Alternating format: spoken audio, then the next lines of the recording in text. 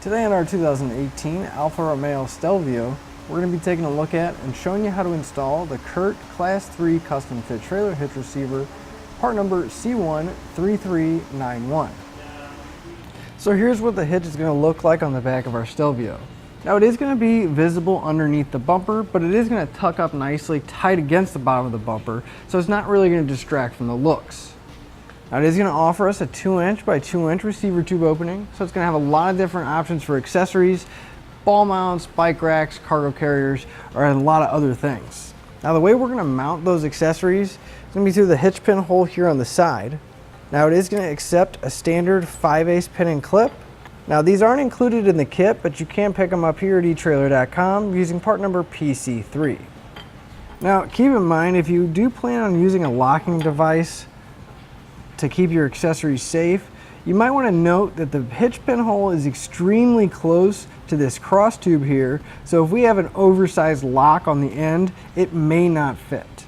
The safety chain connection points are going to be a plate style welded to the bottom, and we're not going to have too much trouble getting most size hooks on and off. You're just going to want to mainly come from the front, because as you can see, coming from the side, that flange isn't really going to allow us to get the hooks in place.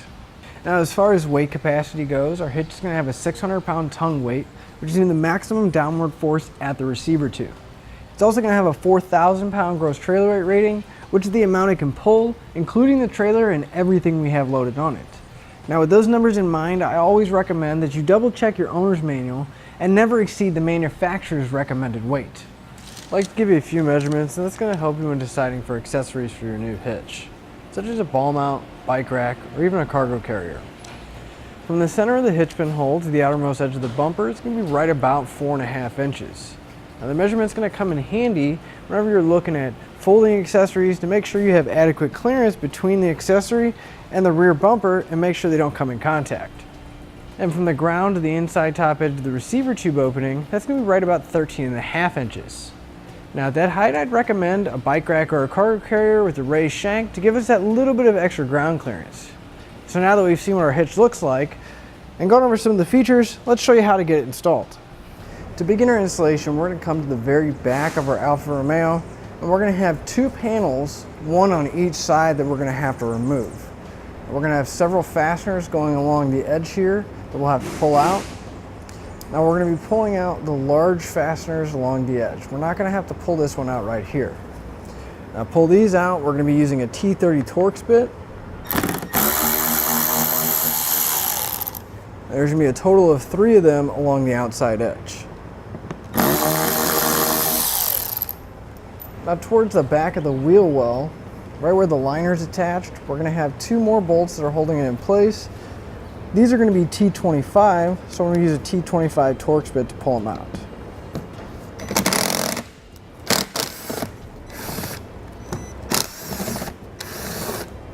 And then if we follow that panel down towards the center, we're going to have a nut that's holding it in place. And we're using a 10mm socket to pull it out.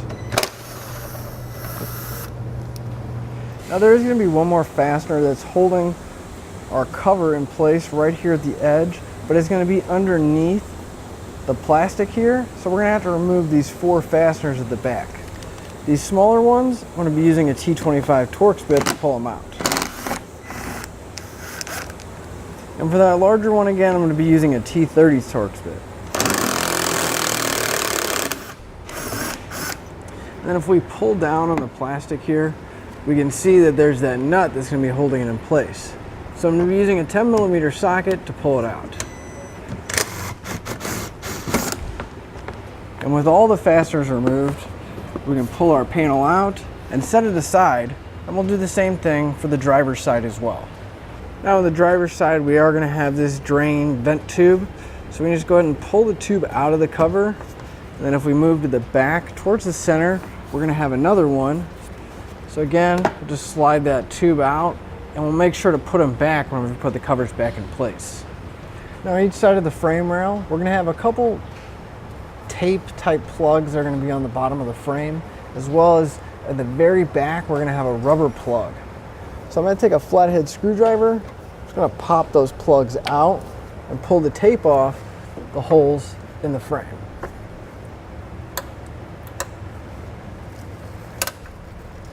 should have a total of 3 on each side of our frame rail.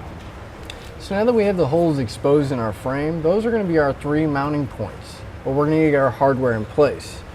So I'm going to take my pull wire that's provided in my kit. I'm just going to bend the end of it so it has a little hook on it.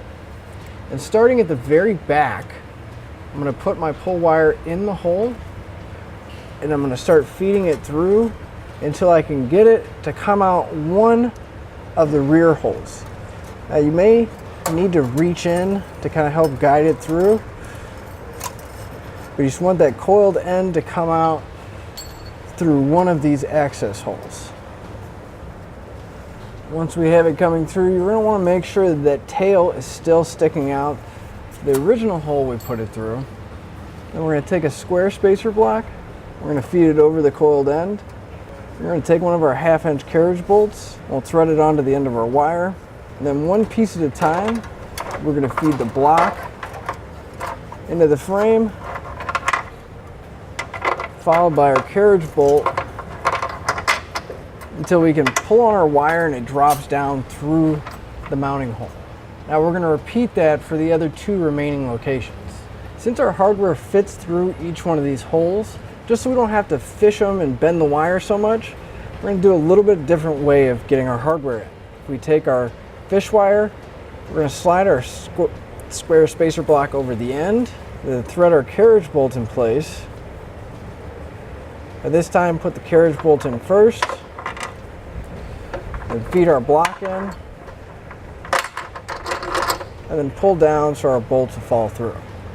Now the next set of hands, we're going to lift our hitch up. We're going to take our pull wires and we're going to put them through the corresponding holes in our hitch.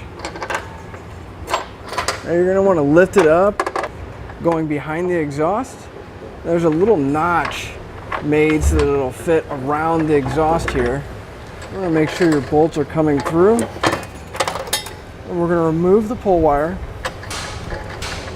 And on each side you want to get at least one flange nut in place so the hitch will support itself. And if you're having trouble getting it started, if you slide the hitch front and back, it'll trap the bolt. And we can get it started. Get it at least hand tight, one on each side until we can get the rest of our hardware in. I'm going to come back with a 3/4 inch socket, and I'm going to snug up all my hardware.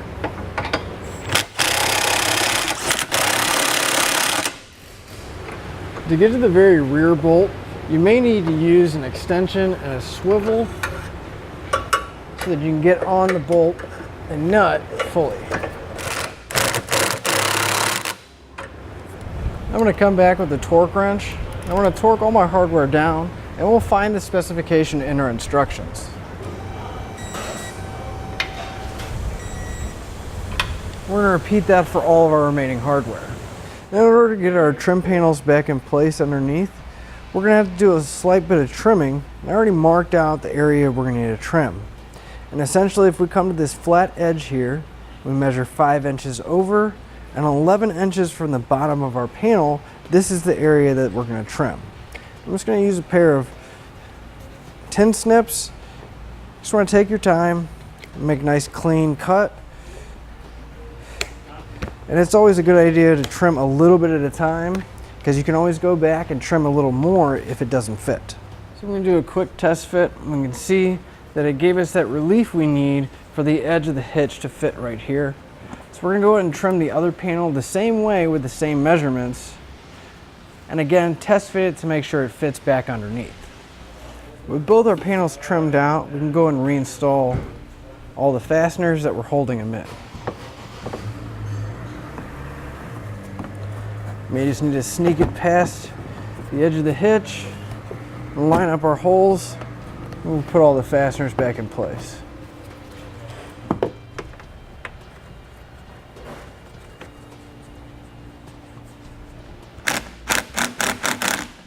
Before we put the driver's panels back, we'll want to make sure to put those drain and vent tubes back in place. And just push them in so we have a little bit sticking out the bottom, and we know that they're going to fit. And we just swing our panel back into place and secure it down with all the hardware. And that'll finish up your look at the CURT Class 3 Custom Fit Trailer Hitch Receiver, part number C13391 on our 2018 Alfa Romeo Stelvio.